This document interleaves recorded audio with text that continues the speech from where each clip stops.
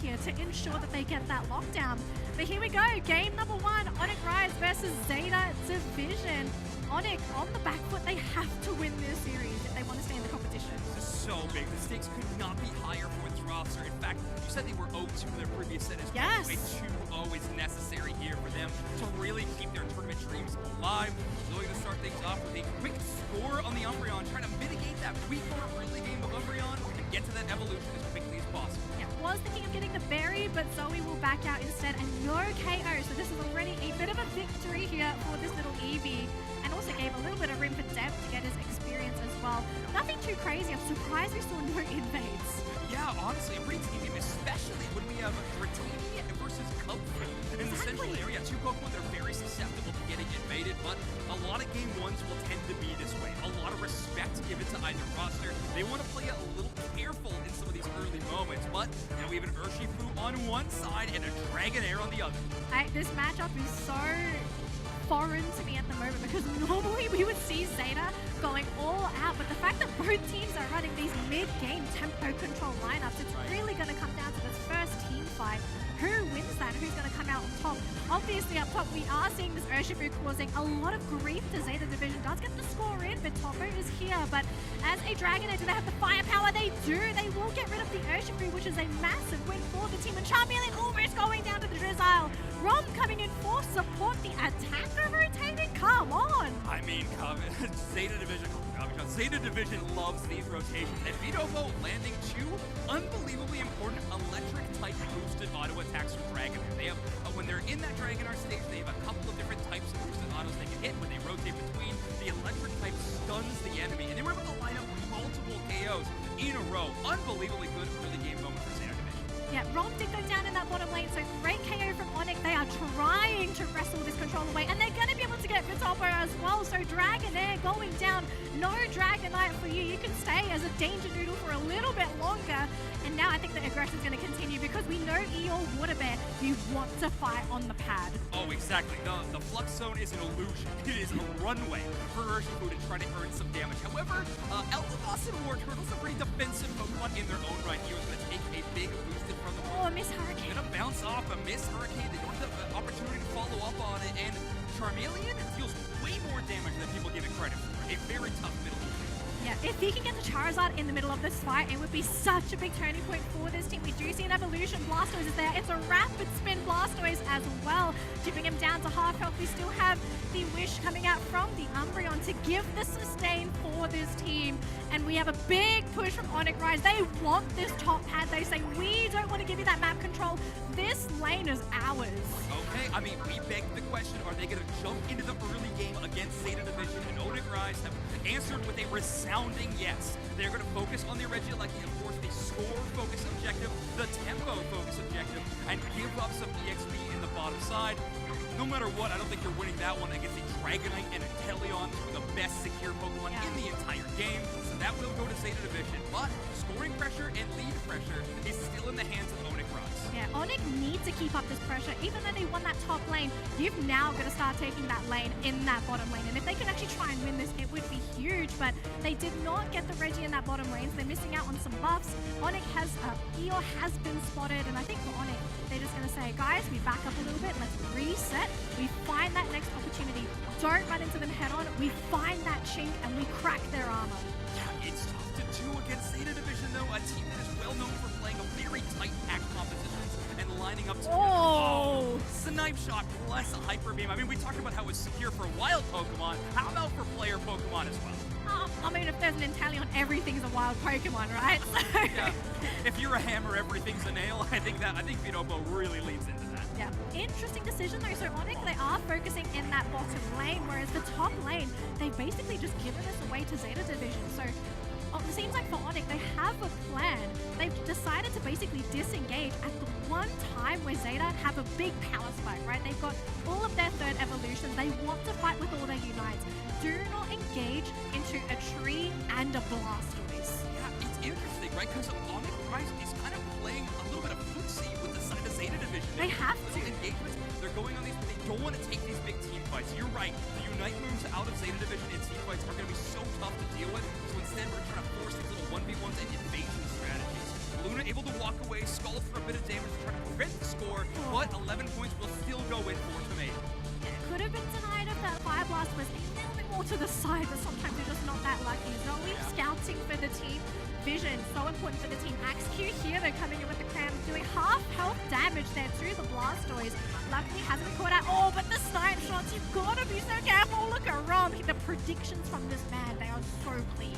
What a tough choice for Zoe to have to make, right? It's to engage with Umbreon to ramp, block the snipe shot. Either way, it all comes down to a fight like this. Urshifu will clean up that red steel. Ram Unite move hitting absolutely everybody. That red steel buff doing wonders for them. Great Blastoise response from Kokata to top the goals on that tier number 1. Urshifu is in the back line with a Trinity Unite move. Hits absolutely everybody. Tomato is locking them all down, but it's Umbreon with the response. Zoe gets the KO, but no scores out of the goal zone. And a snipe shot from max range from Rom is going to add another KO to the leaderboard. And now it looks like it might be Zeta Division advancing onto ONIC Rise, who run out of gas. It's actually down to their final 2 core players, Eeyore and Dev. If they can somehow stall things out, this team could potentially try and go for the save, even committing the Unite as well onto the Blastoise, as well as that Dragonite. They will get the Dragonite. Blastoise really wants to sustain, not enough. The Charizard will burn him down. Eeyore, though, his team is a little bit too late, so he will be going down. Unite's been used on Rom. Great way to zone back ONIC, and I think these two teams, they're going to have a bit of a breather here, because if they keep going, these objectives are going to start slowly spawning back, and you do not want to be in the middle of a fight when that Reggie spawns in the bottom lane. Yeah, you could have those post-fight shenanigans for a little bit, but don't hold on too long, because you'll be giving up some huge experience. I actually think if any of those kind of post-fight moments were the big ones, it's Charizard picking up the knockout onto the Blastoise. Now we have a level 12 Charizard for ONIC Rise, and now they ticked over to 13. So hit the 13 at 3. That is huge. These levels for ONIC, their macro is on point for this game, and especially with the late game potential that can come out from Zeta Division as well. Now, even though you have a level advantage, we have seen teams in the past manage to crush them based on being able to just find that one opening, getting that one pick off before a Pokemon can unite. Basically making any kind of opening for them. And we know Zeta, they're a very crafty team. They are very opportunistic. If they see that opening, they will go for it. So ONIC needs to keep themselves composed. Don't give them that opening. Absolutely not. Ooh, interesting. Full heal from Illumina to try to walk away from the Woodhammer, but they're going to get hit by the second. They're locked down. Slowbro, the master of locking down, is locked themselves. And now that objective is going to have to be given up. That Regirock can go easily into the hands of Zeta Division. Slowbro's respawning. Rayquaza's coming in about 12 seconds. ONIC Rise is going to give up the objective. They do earn some positioning, but Zoe's spotted out and they have to bail.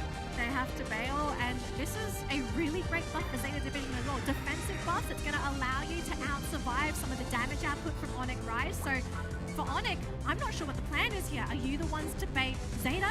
Is it Zeta to be the ones to try and fight into ONIC? Because at the moment, Zeta are leading in terms of points. Yeah, ONIC has to make You can't allow it to be a secure race. The snipes! Dragonite, snipe shot down, Oh! Axe takes basically their entire HP bar already. Dev is trying to use their Unite move in the backup, but they haven't found an appropriate target just yet. They grabbed the Blastoise mid-Unite move. Thank you, Charizard buff. And now Dev is raining down that fire from the heavens. Illumina gonna use that full heal to try to make themselves a little bit more relevant in the fight, but the damage has been done by Zeta Division. They've earned the spacing. Rayquaza starts getting hit, but Cramorant joins the battle. Oh, but Cram goes down though. He was right in front of Fatopo, so a Hyper Beam to the face takes him down. It's down to Eo as well as Illuna. But this Urshifu can't do this all on his own. This Slowbro, if this man somehow manages to make the Rayquaza steal of his life, he can still save the game for his team, trying to survive with the Scald, but with no Scald, there's no secure. And Zeta Division getting the Rayquaza and potentially locking game number 1. What an intense Rayquaza fight. Yeah, just how they drew it up, right? No, not everything goes according to plan, but in the end, it will be that Rayquaza secure after an amazing team fight win. I mean, honestly, we saw ONIC Rise with a few great engagements. They pick out a few targets, but that Dragonite is untouched that entire fight. And Vidopo is able to Dragon down, surround the competition, and land some key Hyper Beams and take those knockouts. I actually feel like it's Rom. Rom was a big factor for why ONIC weren't able to really advance onto Zeta Division. We saw so many snipes, basically cutting the entire ONIC roster's line health bars in half. And especially for something like a Cram, the cram is basically almost an insta one-shot if you're at full health from that snipe shot. So the fact that even Eluna, a slow bro, can't stand his ground against ZETA, I have a feeling if this Italian does not get stolen away, it has to be banned. Showcase. Sorry, I guess a bit of a look behind the scenes. I don't think the viewers at home got to see those badges, but I was stunned. It's okay. You're all allowed to be a little bit excited here. But game number 2 for Rise versus ZETA Division. Now for ONIC, unfortunately, the 2-0 dream is not possible. The 2-1 is, but they will also be putting the fate of their hands in that final matchup for ZETA, right? Which again, you don't want it to happen, but they can't afford to lose this matchup now. Yeah, you want to control your destiny as much as you can. And they've gone for this very interesting lineup. And if this is not going to work for this team, they are basically out of the running for playoffs tomorrow. Yeah, it's going to be real rough. So ONIC needs to buckle down and find a way to take out this ZETA Division squad. Not an easy task by any means. Obviously evidenced by the scoreline and just by the history that this team has had this year. Yeah, so far, nothing too crazy for these lanes. We do have a Leafy on rotation in that bottom lane, and yeah, ONIC kind of don't want to show their faces when the Leafy is there because it's quite difficult to do anything as a poor little Fennekin. So AXQ and Eluna just biding their time, waiting for Eeyore to come in and provide assistance because it's really going to have to come down to the experience from these Altaria and Swablu. So who's going to make the first move? It's going to be Eeyore jumping straight onto ZETA Division. He doesn't get the KOs, but all he did was zone. He wanted to give that experience to AXQ, and now he's a Braxton. Yeah, every surging strike used actually close the gap to get into that melee range. Does not have enough to really close out the knockouts. But either way, it shows a great adaptation from ONIC Rise to be able to rotate to that bot path first. They know where that Leafeon is going to show up because of how ZETA Division played in Game 1. Amazing response to really read the enemy team.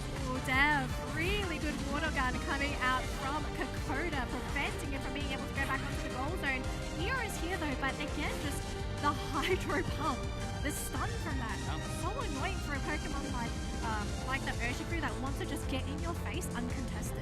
Yeah, that hydro pump is so interesting. You lose a little bit of the damage game and when you start going into the rapid spin, but it helps your early game so much with that laning phase. The secure, the slow of the enemies, included with your boosted auto attacks.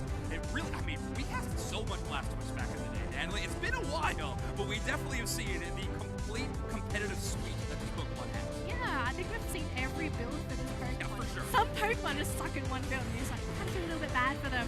Again, though, pressure coming into that bottom lane. ONIC, again, applying they have to. They have to apply all this early game pressure because they know that mid-game power spike really kicks in for ZETA Division. So if they can break those goal zones, that's really what they're aiming for here. So scoring as many points as possible. Tomato's doing the best that he can, but he's just a Trevenant. Just the Trevenant, especially into that Delphox. It's a challenging matchup. And hey, a 4-player dedication by ONIC Rise into this bottom path is doing them a lot of favors.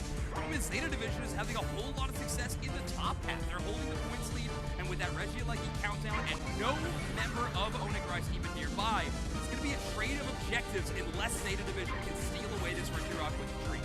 Yep, that was such a quick Regieleki as well. So can they burst it down? It looks like it's going to be some free experience and a defensive buff going in the way of ONIC.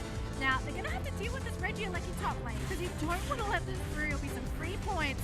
But Rom is in the central area. You've got to be careful. He's level 7. He hits hard. Yeah, there's that ZETA Division rotation, right? We take that objective, we push for vision, and we rotate all the way through the central area of the enemy lineup. So, some good success there.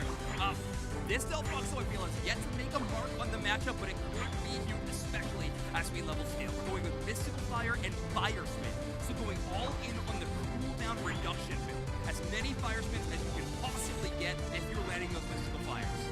Yeah, and I think this is really fitting for this particular game because you really want to play keep away with these defenders, right? Sure, So just exactly. fire spin, fire spin, fire spin, stay away from me, but also at the same time, it's going to threaten everyone on the side of ZETA Division because you walk into a fire spin, you're setting yourself up for Eeyore to jump on top of you, and even Dev on that Talonflame, right? If you see anybody, that's basically the go call to get the knockout. That's true. Yeah, speaking of Dev, I haven't seen this Talonflame join many fights at all. Been pretty focused on scoring or building up that attack weight a little bit in the early game. Blastoise going to get a bit of poke damage done and push out for a bit of space, but it's that double defender core of ZETA Division that is now peeling back to the goal zone.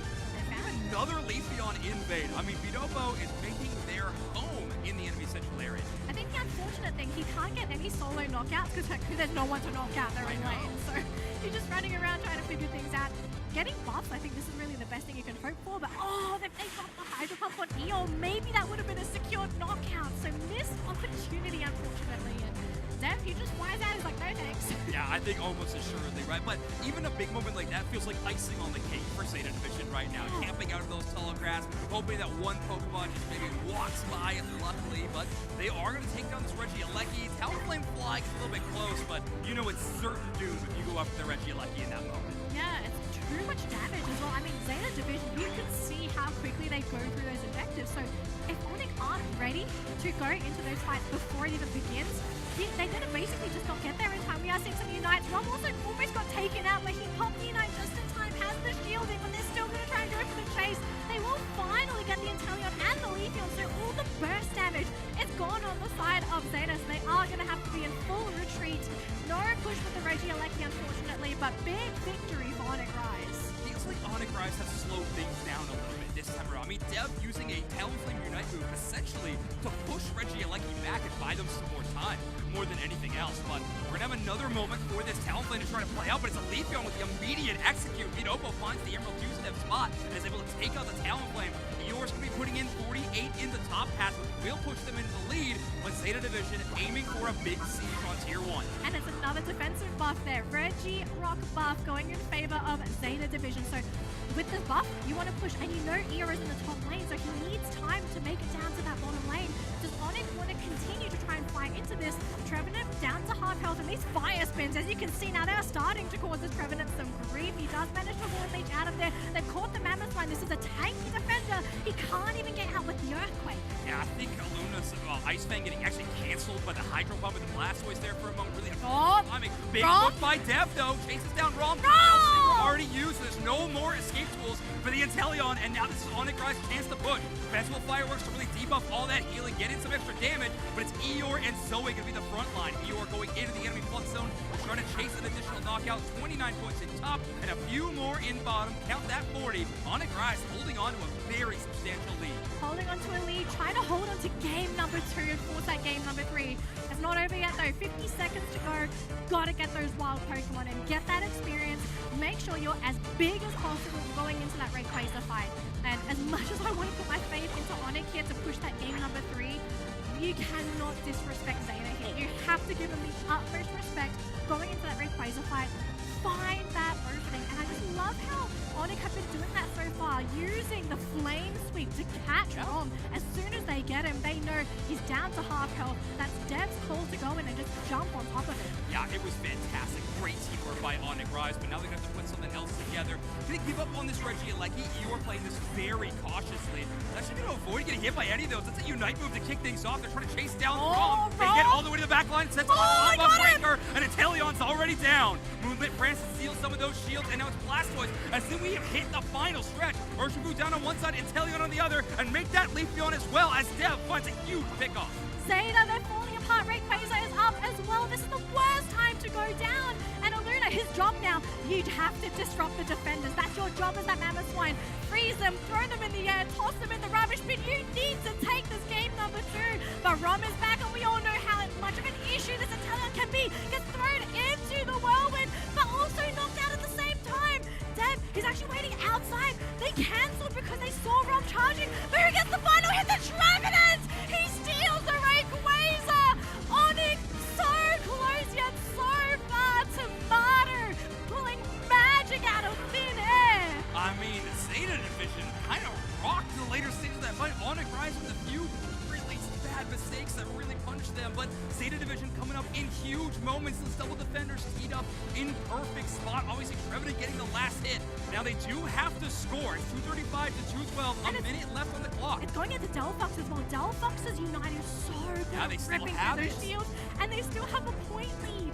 It's just for ONIC and ZETA. They have to find the right lane to score in right now. ONIC Rise, I mean, this is one of the most important matches of their entire Unite career. And there's 40 seconds left. They have to defend these tier 2s. Tomato. Eject button to score. And that's a hundo from the tree. Zeta Division now hold the lead. 30 seconds remain. Urgent Food dedicated to the bottom path to hit below those shields. Everybody else trying to shut them down. But Tomato finds the hole in the armor. Huge play for Tree. Huge play for Tree. 20 seconds to go. Could we potentially see any kind of backhand play from ONIC Rise? Dev is in no position with that Talon Flame to go for the backhands. I think that's going to be it. Zeta Division securing 2-0 in this matchup and eliminating ONIC Rise from the Pokémon Unite World Championships. Zeta Division, this team from Japan has been a household name this year, competing at international event after international event, and now Worlds is where